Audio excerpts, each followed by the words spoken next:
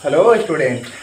आज हम आपके बीच लेकर के आए हैं क्लास 12 एनसीईआरटी बुक सॉल्यूशन प्रतिलोम त्रिकोणमितीय फलन प्रश्नावली 2.1, जिनमें आज आपको हम ज्ञात करके बताएंगे इनके मुख्य मानों को, जिनके यहाँ पर दिए हुए हैं, जिनमें 5 सवाल का सॉल्व करके आज हम आपको दिखाएंगे। तो बिना देर किए हम चलते हैं सीधे सवालों पे और जानते हैं इन 5 सवालों के हल।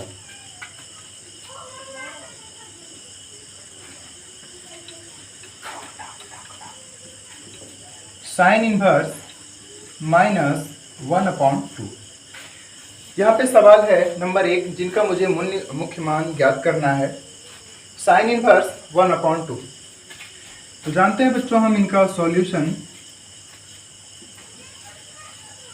सवाल यहाँ पे अगर देखा जाए ध्यान से तो इनका एक फॉर्मूला होता है कि साइन इनवर्स और इनके जो थीटा का मान अगर होता है जो माइनस में दिया अगर हो, तो इनके लिए एक फॉर्मूला होता है साइन इनवर्स -x का इक्वल साइन इनवर्स, ये माइनस आगे होती है क्योंकि मुझे इनवर्स को हटाना होता है, तो माइनस को हम आगे कर लेंगे, sine inverse into sine x। तो जानते हैं हम इन फॉर्मूलों के आधार पर हम सवाल नंबर 1 को सॉल्व करेंगे। तो सबसे पहले हम क्वेश्चन को मान लेंगे, माना y बराबर साइन इनवर्स -1/2। चूंकि इनवर्स को यहाँ से अगर हटाना है तो मुझे इन फॉर्मूला को लेकर के चलना है। तो चलिए ध्यान से देखते हैं। अब हम लिखेंगे बच्चों, क्योंकि ये माइनस को अगर इधर हटाना है तो ये साइन इनवर्स को मुझे इधर माइनस में लेकर के आना है। तो यहाँ पे लिखेंगे minus sine inverse into sine, और x का मान यहाँ पे बच्चों आपको ब्रैकेट में मिल जाएगा 1/2। तो माइनस साइन इनवर्स का माइनस साइन इनवर्स, साइन का साइन।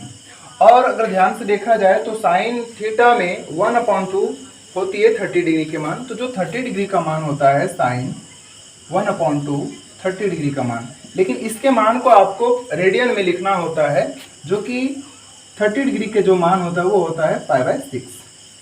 तो यहाँ से आपको मिल जाएगा 1/2, जो 30 डिग्री का मान होता है रेडियन मान में π/6। तो आपको यहाँ से लिखना है π/6।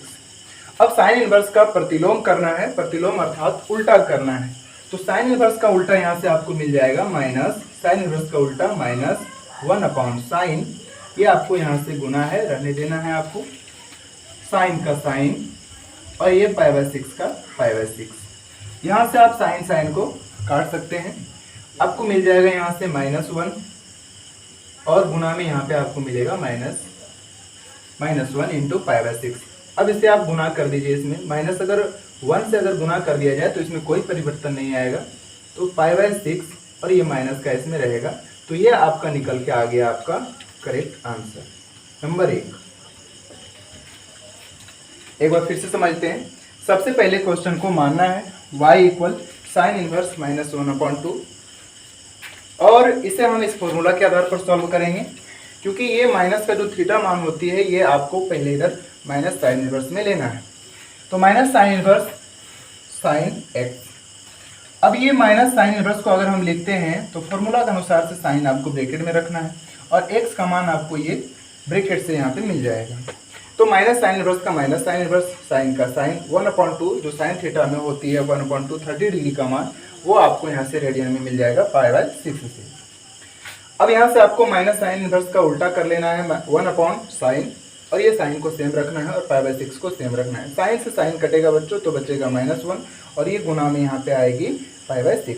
अब अगर इससे हम गुना कर दें 1 से तो ये यहाँ पर सेम टू सेम कोई परिवर्तन नहीं आएगी, और ये सिर्फ और सिर्फ π/6 ही बचेगी, जो कि यहाँ पे माइनस का आंसर आपको करेक्ट मिलेगा। अब हम चलते हैं दूसरे सवाल पर।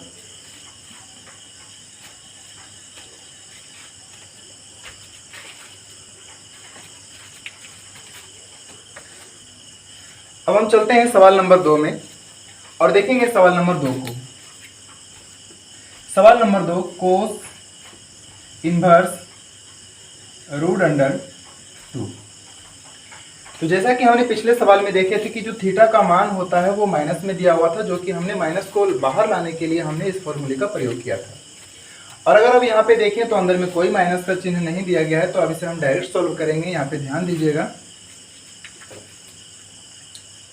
माना अब कोई सा भी सवाल हो, सबसे पहले आपको मान लेना है y बराबर, तो मान लेना है यहाँ पर y इक्वल कोस इनवर्स √2 अब यहाँ से देखना है कि आपको माइनस ये इनवर्स को अगर हटाना हो तो यहाँ पे ध्यान देना है आपको, क्योंकि ये फॉर्मूला के आधार पर आपको चलना है। तो यहाँ पे हो जाएगा आपका कोस इनवर्स कोस √3/2 कोस थीटा में 30 डिग्री का मान होता है। कोस √3/2 ये आपका आ जाएगा 30 डिग्री का मान, जो कि पाई रेडियन में आपका π/6 ही आएगा। तो आप इसको लिख सकते हैं यहाँ पे कोस √3/2 को 30 डिग्री भी, या तो अगर डायरेक्ट अगर पाई रेडियन में लिखना है तो आपको लिखना है π/6। अब जस्ट सेम पहले की तरह ही करना है, कॉस इनवर्स का उल्टा करना है 1/cos, क्योंकि जब हम उल्टा करते हैं तो ये इनवर्स हमारा समाप्त हो जाता है। क्योंकि कोई भी अगर अंक का अगर हम उल्टा विपरीत अगर करते हैं, जैसे 2 का अगर उल्टा करते हैं तो कुछ भी नहीं, सिर्फ इसके ऊपर में 1/2 होती है। तो ठीक उसी प्रकार से अगर यहाँ हम देखें तो कॉस इनवर्स का उल्टा यहाँ पे हो जाएगा 1/cos, और ये आपका गुना में चला गया यहाँ से, क्योंकि यहाँ पे गुना छिपा हुआ है। तो कोस को हम यहाँ पे सेम लिखेंगे और ये आपका π/6 का सेम रहेगा। फिर यहाँ से आप कोस को काट सकते हैं, तो 1 गुना अगर कर दिया जाए π/6 में तो इसका आंसर निकल के आया π/6, जो कि ये 2 नंबर का करेक्ट आंसर है। अब हम चलते हैं सवाल नंबर 3 में।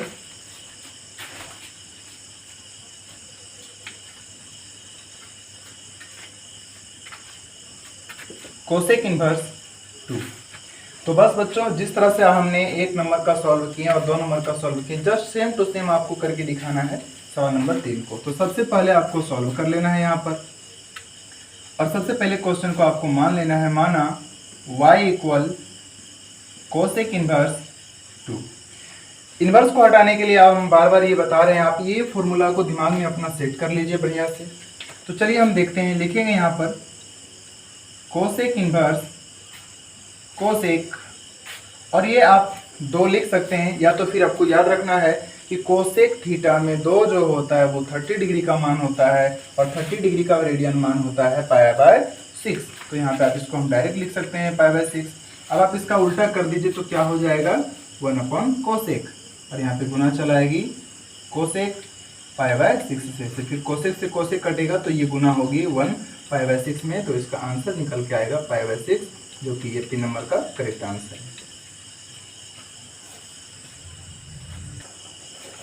तो अब हम चलते हैं सवाल नंबर 4 में, जो कि सवाल है आपका tan इनवर्स -√3। जस्ट जिस तरह से हमने पहले सवाल को सॉल्व किया था।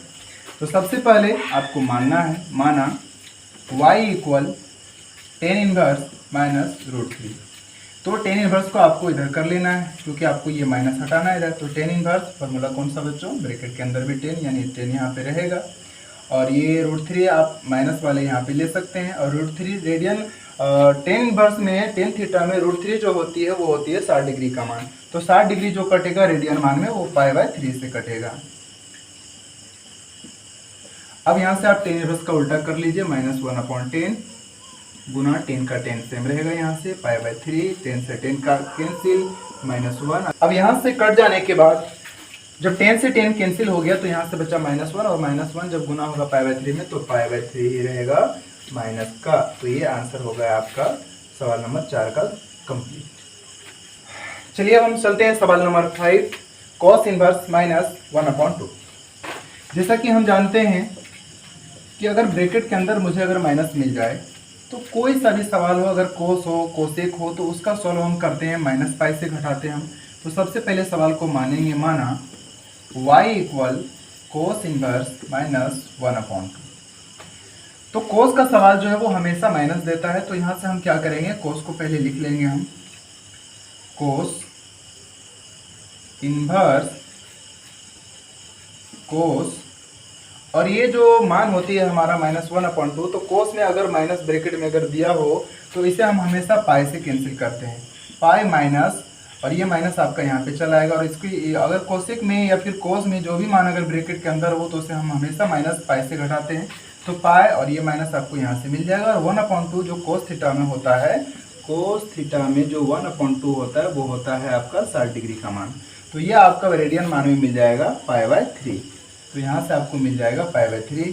तो कोस इनवर्स का उल्टा माइनस 1/cos, और ये आपका गुना यहाँ से मिल जाएगा कोस, और ये आप इसे सेम लिख सकते हैं पाई माइनस पाई/3।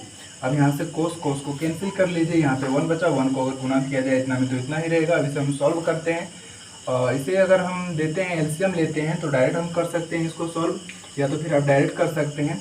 3 को पाई से गुना किया जाए तो 3 पाई माइनस का पाई/3, तो 3 पाई से 1 पाई जाएगी तो बचेगी यहाँ से 2 पाई/3।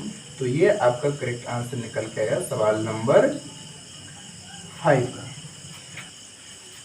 तो बच्चों यहाँ तक हमने 5 क्वेश्चन को सॉल्व करके दिखाया है आज आपको, और इसमें आपको जो मुख्य मान ज्ञात करना है 2.1 में कुल 10 प्रश्नों का सवाल का हल करना है, जिसमें आज हमने आपको 5 सवाल का हल करके दिखाया।